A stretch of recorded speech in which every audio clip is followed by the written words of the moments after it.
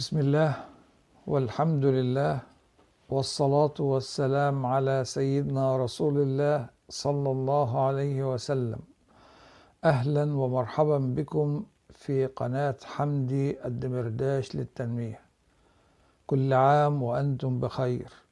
موعدنا اليوم مع سلسلة فصل الكلام في تفسير الأحلام وتفسير رؤيا المصحف الشريف في المنام.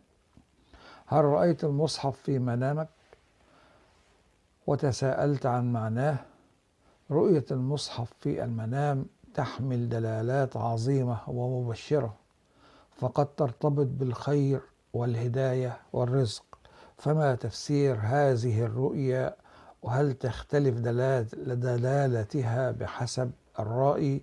في هذا الفيديو سنكشف لكم أسرار رؤية المصحف في المنام وفقا لأشهر مفسري الأحلام، وسنتعرف على معانيها العميقة لكل من العزباء والمتزوجة والحامل والرجل.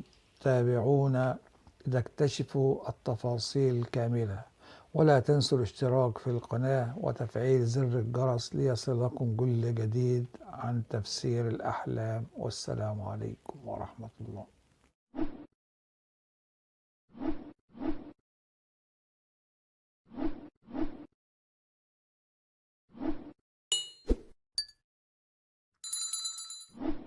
نقول وبالله التوفيق، وبعد الصلاة والسلام على سيدنا رسول الله صلى الله عليه وسلم.